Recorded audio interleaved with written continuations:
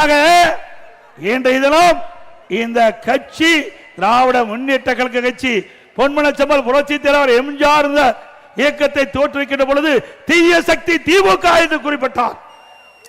அன்றிலிருந்து இன்று வரை அனைத்து இந்திய அண்ணா திராவிட முன்னேற்ற கழகம் தீய சக்தி திமுகவை வீழ்த்துவதற்கு எவ்வளவோ அவதாரம் எடுத்து வீழ்த்தி வந்த கட்சி அண்ணா திமுக கட்சி. புதுசு புதுசா வர்றாங்க, ஏதோ பேசுறாங்க. அண்ணா திமுக தான் எதிரிகளை வீழ்த்தக்கூடிய பலம் வாய்ந்த கட்சி. எங்களுடைய அனைத்து இந்திய அண்ணா திராவிட முன்னேற்ற கழகம் 31 ஆண்டு காலம் தமிழகத்தில் ஆட்சி செய்த கட்சி. அந்த 31 ஆண்டு காலம் ஆட்சி செய்த காலத்தினால்தான் தமிழகத்தில் எண்ணற்ற திட்டங்கள் கொண்டு வந்து கிராமத்திலிருந்து நகரம் வரை தமிழகம் வளர்ந்து இன்றைக்கு இந்தியாவில் ஒரு முதன்மை மாநிலமாக வருவதற்கு அடித்தளம் விட்ட கட்சி அண்ணா திமுக கட்சி, அண்ணா திமுக அரசாங்கம்.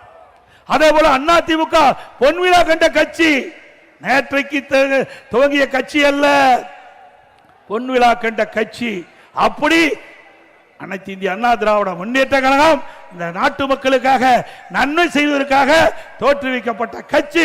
அடுத்த ஆண்டு நடைபெறுகின்ற சட்டமன்ற பொதுத் தேர்தலில் அண்ணா திமுக தலைமையிலே அமைக்கப்படுகிற கூட்டணி அதிக இடங்களிலே வென்று அண்ணா திமுக தனி பெரும்பான்மையோடு ஆட்சி அமைக்க நீங்கள் அத்தனை பேரும் உறுதியாக இருக்க வேண்டும் என்று இருக்கிற கூப்பி வேண்டி கேட்டுக் கொள்கின்றேன்.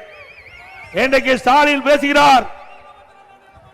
இன்றைக்கு இந்த 55 மாசம் இன்றைக்கு திராவிட முன்னேற்ற கழகம் ஆட்சிக்கு வந்து சுமார் 56 மாத காலம் உருண்டோடி விட்டது.